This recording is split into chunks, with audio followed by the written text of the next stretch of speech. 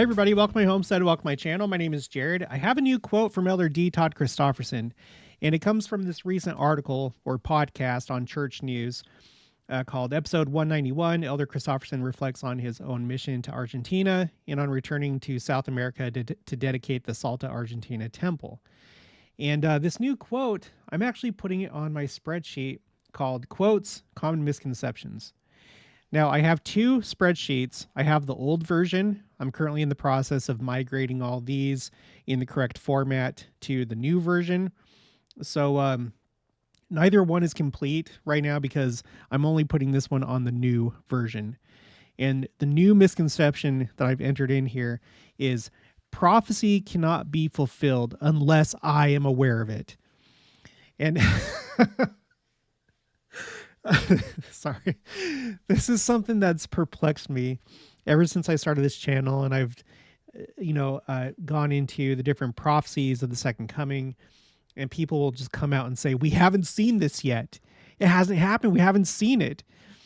And I can understand why you would think that if you have a certain preconception of what it's supposed to look like. I don't have those preconceptions unless like it's flat out said by multiple sources what's going to happen. I'll think in my mind how things may happen, but I'm much more concerned with what will actually happen and knowing it after the fact, because I think a lot of things happen in the Lord's church, prophecies where you get past the point of the prophecy, you look back with 20/20 hindsight, and then you realize, oh, that's how it played out. I think that's an important thing to understand. And not very many people, or at least a stunning number of people, don't seem to understand this concept. They think that they have everything perfectly plotted out on a timeline and that we haven't seen anything yet. And if it does happen, they have to be aware of it happening as it's happening. It can't be that it's happening without their knowledge and that they'll find out later. So you'll notice that I have two entries that are kind of similar. I have this new one, prophecy cannot be fulfilled unless I am aware of it. And the one that's similar to it is the signs of the times will be very obvious.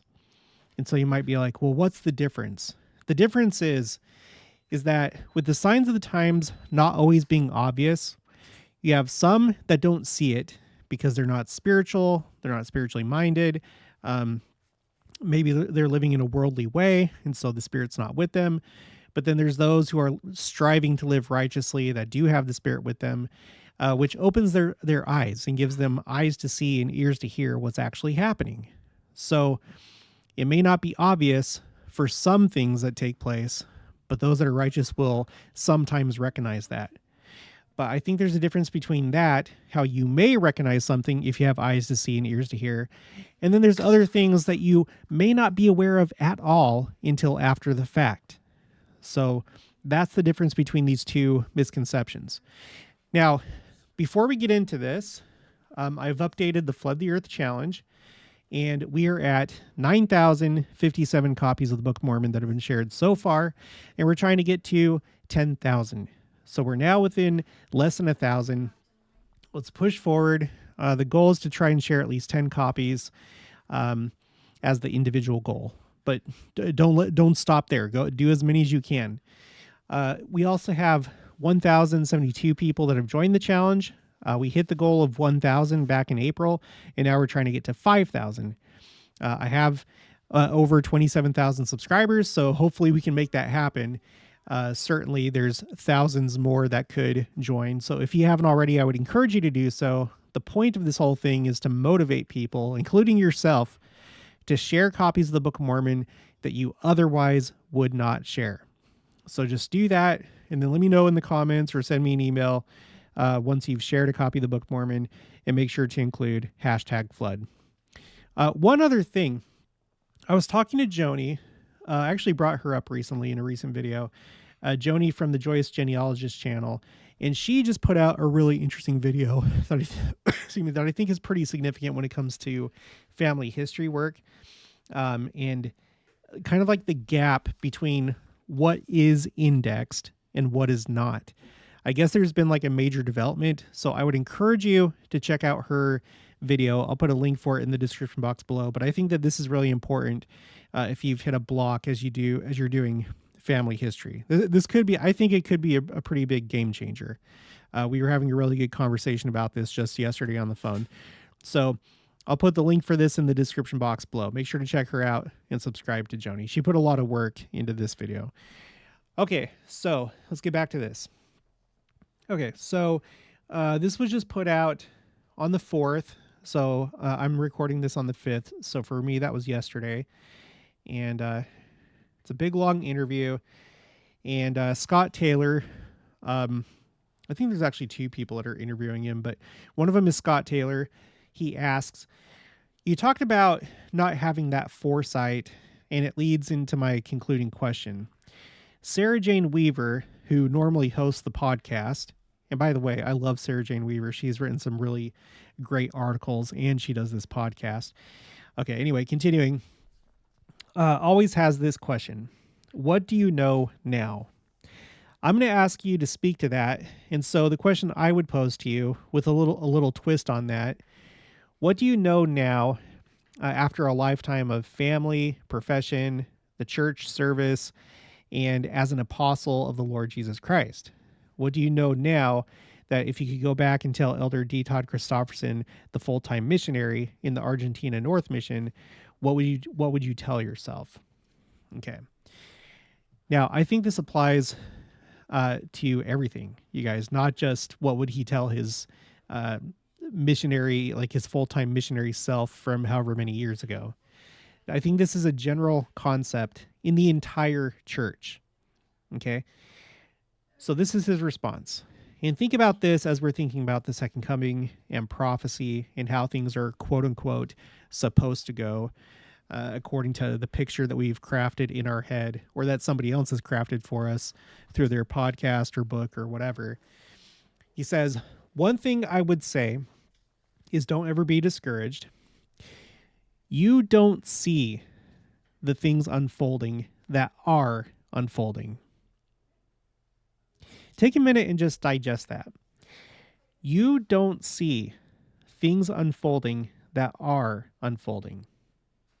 And let me just say, just pause right here. I think that could be on multiple levels. And we've talked about some of those levels. One is what church leadership is privy to because they're planning whatever it is. So for example, recently, within this last month or so, we've been going into into David O. McKay's diaries, which are online, and looking at the fact that the church was doing stuff with the land in Missouri. They did like a kind of like a renovation or purchasing of lands in Missouri, and they wanted to keep that land in Independence, Missouri, because there was a risk that they could lose it to eminent domain, that the city of Independence would just take it from them. And so what they did, unbeknownst to the rest of the church, you only find this, as far as I know, you only find this in David O. McKay's diary. They decided to build the Independence Visitor Center, and they consulted the original plan for New Jerusalem. If the Saints hadn't been driven out of Missouri, they built this building, the Independence Visitor Center, to fit into the original plan for New Jerusalem, to be one of the 24 temples. There were going to be 24 temples. They would all have different functions. They were in groups of 3, and like each set of 3 was for like a different office in the priesthood. We don't have anything like that right now. It was going to be a different type of thing.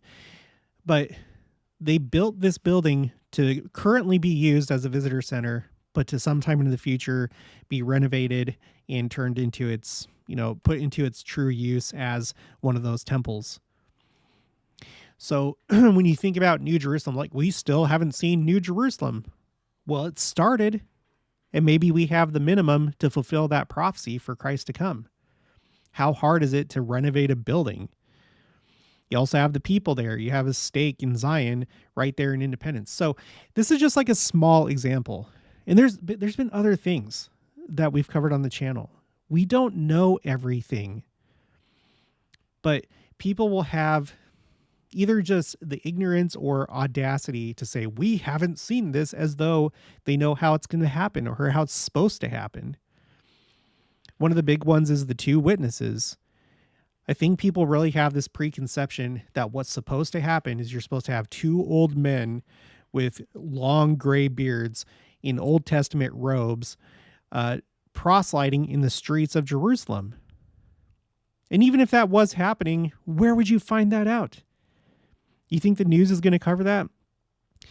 Of course, again, you'll say, well, no, it's supposed to be blah, blah, blah, blah, blah, like all these things. You don't know. You don't know. It's a preconception. It may happen like that, or it may not. It may happen in a much more natural way. Anyway, I digress. So, Elder Christofferson says, you don't see things unfolding that are unfolding. You don't see what the Lord is putting in place.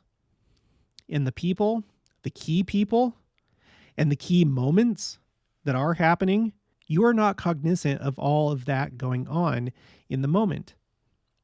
And I don't blame myself or anybody else for that. I mean, we are human, we are mortal, and we have a limited perspective. But we ought to have the faith. I would say to myself, have the faith that the Lord is doing his work and can do his work. So in other words, it doesn't always have to be you. The Lord can do his own work. Sometimes people think that the church has to do this, the church has to do that. When the Lord can work with other people, I think that he works with the Jews, even in their current apostate condition. He can work with them and accomplish things. It doesn't always have to be the church unless it's something that requires priesthood authority. But anyway, the Lord is doing his work and can do his work, and that you are part, and that your part of it can be helpful, can be meaningful, and more will come of what you are doing than you perhaps imagine, or certainly more than you can see right now. So I really like this. Like I said, this is just a general principle, down to the individual level, up to the church and the world level, that we don't see everything. You don't have to be consulted before the Lord does, makes this move or that move, or fulfills this prophecy or that prophecy. It's not a movie. I think sometimes people read the scriptures and they think that it's a movie. Like how in a movie, you're kind of like this weird, omniscient observer. You go from this scene to that scene. You get to see behind enemy lines and then see the heroes because you're this weird, omniscient observer. You're the audience. That's not real life. Hopefully you understand that's not how real life actually happens. You are a person and you are confined to a certain geographical space and you have a limited social circle, right? And we are privy to some things. There are a lot of things that are announced, whether it's in general conference or church news or the regular media. Yeah, we do see a lot of things. Yeah, especially now that we're in the information age. But not everything has to happen to you and for your entertainment or viewing pleasure. And I think too many people have that idea, especially in this second coming LDS community. I've seen so much of that. And it's just like, you guys, just be flexible. Just wait and see. Stop putting mental constraints on how things are supposed to happen according to your limited understanding of things. That's why I collect all these quotes, because I'm trying to learn, and I do come up with different pictures, but I'm not going to stick with it rigidly because there could be some other factor that I'm not aware of. Okay, so now I just want to do a couple other things, maybe read a couple of these quotes about signs of the times will be very obvious, and I think sometimes they will, but many other times they won't. So here's my favorite one. This is from George Q. Cannon. At the time, he was in the Quorum of the 12 Apostles. He later became a member of the First Presidency. He talks about the parting of the Red Sea and how a lot of people get this like supernatural image in their head that is just like so spectacular and incredible. But he points out, and I believe here he's reading from Doctrine and Covenants, but he says, he talks about the fact, okay, he reads this. Yea, behold, I will tell you in your mind and in your heart by the Holy Ghost, which shall come upon you, and which shall dwell in your heart. Now, behold, this is the spirit of revelation. Behold, this is the spirit, okay? The spirit dwelling in your heart. This is the spirit by which Moses brought the children of Israel through the Red Sea on dry ground. And you guys, we don't have any sort of we don't have like film or anything like that to see what that actually looked like when the Red Sea was parted. Maybe it wasn't as miraculous as you think. Maybe it wasn't. That's like another preconception. I think people are too prone to think about it in like the Charlton Heston way, like Charlton Heston's Moses, like this dramatic Hollywood scene. Maybe not. Maybe it was a lot more anticlimactic. It like got the job done, what was supposed to happen, the deliverance of Israel, the swallowing up of the Egyptian army that was in pursuit. But maybe it wasn't as incredible as you think, or as supernatural as you think. I tend to entertain that idea. Let's continue. The point I wish to call your attention to is contained in the second and third verses of this revelation. The Latter-day Saints are in many respects like other people who are not Latter-day Saints. We are apt to entertain views which are not very correct, and which may be the result of our traditions and preconceived ideas.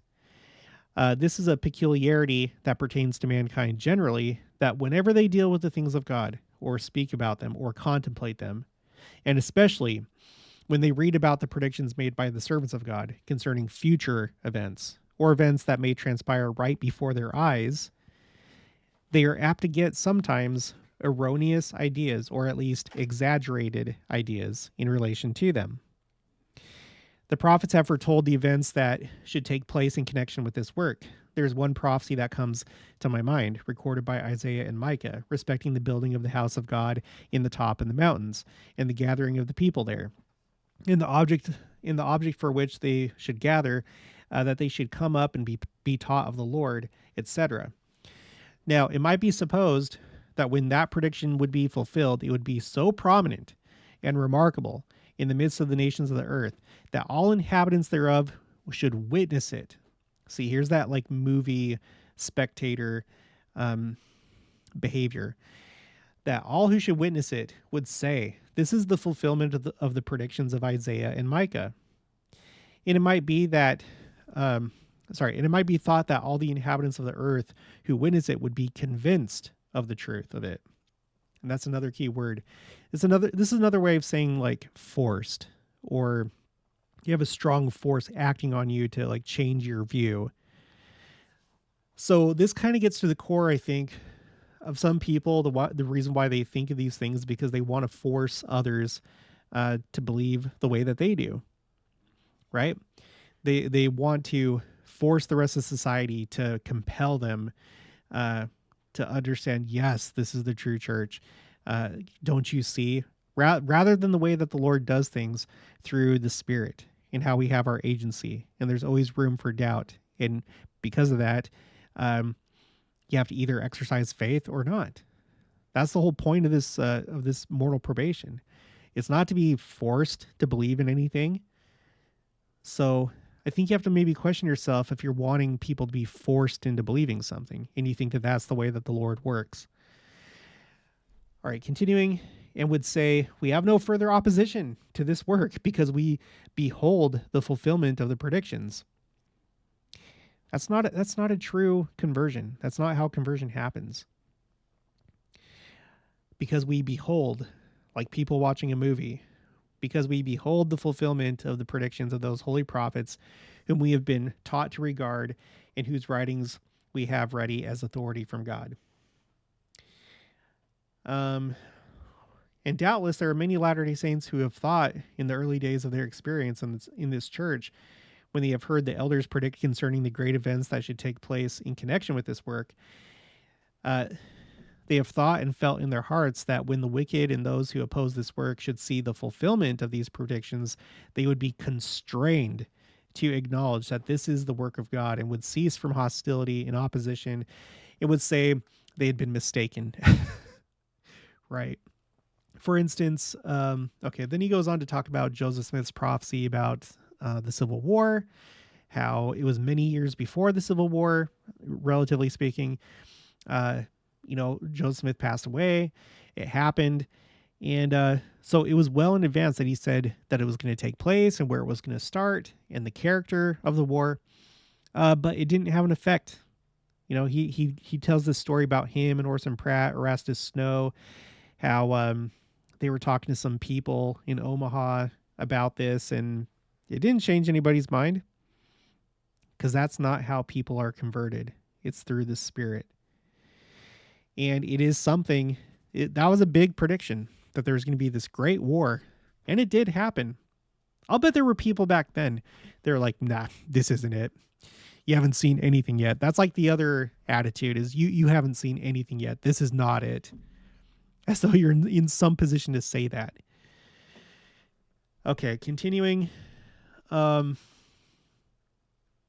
I allude to that in connection with the subject to show you that not only is the world mistaken in its views respecting the fulfillment of the predictions of the prophets, but even Latter-day Saints have doubtless in many instances entertained erroneous views respecting the fulfillment of revelation and prophecies of the Bible. Okay, I'm going to skip down a little bit. Even with this experience in the past, the whole Joseph Smith prophesying the Civil War, the Latter-day Saints themselves are not entirely divested of extravagant views respecting the effects which are likely to follow the fulfillment of predictions yet in the future. Are we not all inclined to look forward to many events which have been predicted by the servants of God as being of so great and wonderful, and may I say, so supernatural? And that's the other thing, like the magical thinking, wanting the cinematic, the suspension of natural laws, as though God doesn't operate through his own laws that he has instituted for this universe. And may I say, so supernatural a character that when they shall be fulfilled, they will even startle us who believe they are coming, and will compel. That's another word of force. It will compel the unbelieving inhabitants of the earth to accept them as evidences of the truth. Let me read a little bit more. Now, I would not for the world say one word to lessen in the minds of my brethren and sisters the importance of these events. I would not say one word to weaken your proper expectations.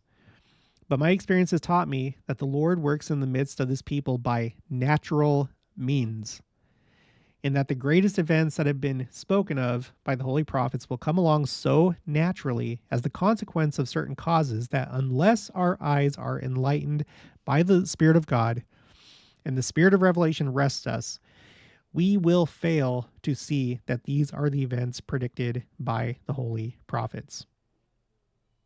You guys, this is serious. Like, it's like the difference between the natural man way that seeks for excitement and pleasure and force and gratification.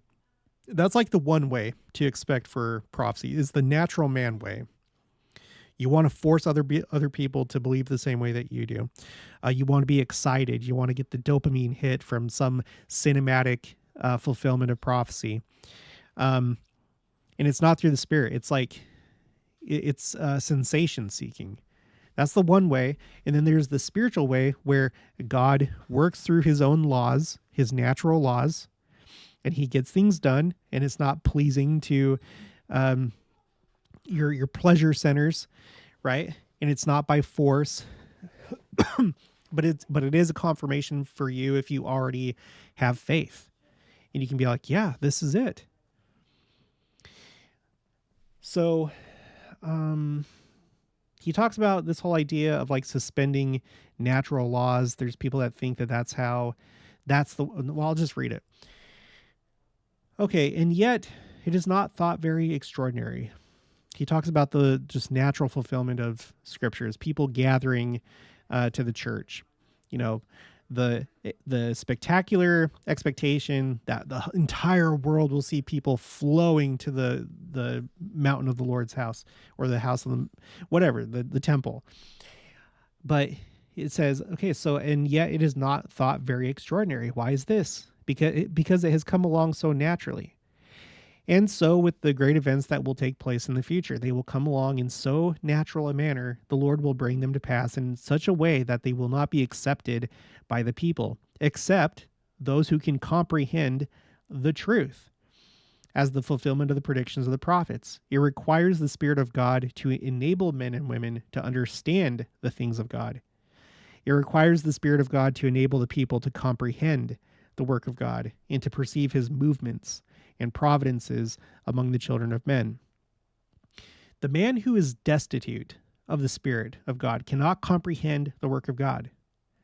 A woman whose mind has not been enlightened by that Spirit cannot see or comprehend any of these events that take place in fulfillment of the prophecies of the holy prophets. And let me just pause right there. I think I feel like I see it. I feel like there's just too much of that in our church, in this LDS Second Coming community, that just nothing matters. It's all coincidence. It can be explained, which that's never made sense to me, as though God does things that are just unexplainable. Like that he suspends his own laws and doesn't work through this system that he has set up where he can produce hurricanes and earthquakes and allow people to go to war with each other and so on and so forth. Let's see, just a little bit more. You take two persons, one who has the Spirit of God, whose mind is enlightened by that Spirit, the Spirit of revelation, the same Spirit that rested upon the prophets who wrote the revelations and prophecies we have. You take a man of that kind and then take another who has none of that Spirit and put the two together, and the one man's eyes will be open to see the hand of God in all these events. He will notice his movements and his providence in everything connected with his work, and they will be testimonies to him to strengthen his faith and to furnish his mind with continual reasons for giving thanks to and worshiping God. While that man who has not the Spirit of God will see nothing godlike in the occurrences, nothing which he will view as supernatural, as many suppose everything that exhibits God's power to be, or nothing which he will accept as a fulfillment of prophecies. His eyes will be closed, his heart will be hardened, and to all the evidences of the divinity of these things, he will be impenetrable. So it goes on. He talks about wars, famines, pestilences, cyclones, earthquakes, and the great variety of calamities which God has said shall be poured out upon the wicked nations, are therefore looked upon by men generally in these days as the result of certain well-defined and easily explained causes. When any of these calamities visit a city or a nation, they immediately commence to investigate the laws which govern them, and by the violation of which they assert they are produced. And when they discover when they discover what they allege is the cause, they triumphantly point to it. And that is sufficient proof that the Lord has nothing special to do with it. For if it were a visitation from him, it is supposed, quote unquote, or preconceived, it is supposed it would be so supernatural as to be inexplicable. So he goes on. It's like, that's the whole theme of his entire discourse. But I've got that. There's others too. Let me just see if there's there's another one by George Q. Cannon, LeGrand Richards, but that one takes a little bit of explanation. Let's just do this one. Joseph Fielding Smith, counselor in the first presidency, April 1966 General Conference. Okay, the words of the prophets are rapidly being fulfilled, but it is done on such natural principles that most of us fail to see it. Joel promised that the Lord would pour out his Spirit upon all flesh. The sons and daughters should prophesy, old men should dream dreams, and young men should see visions.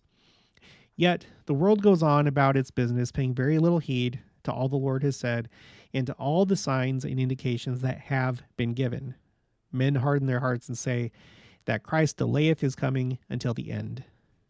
And that's another common theme I've noticed with people that expect big, spectacular things that are going to compel people to believe. that are going to be pleasing to the senses, that are going to be cinematic like a movie, and it can't happen unless they are aware of it. Like they have to be a spectator to it before it qualifies as prophecy being fulfilled. They also tend to have this notion that we're not even close, that there's still too much that has to happen, and they keep putting it off into the future. Well, all right, continuing. They are eating and drinking, marrying and giving in marriage, according to the customs of the world, not of God, without one thought that the end of wickedness is near. Pleasure and the love of the world have captured the hearts of the people. There's no time for such people to worship the Lord or give heed to his warnings. So it will continue until the day of destruction is upon them.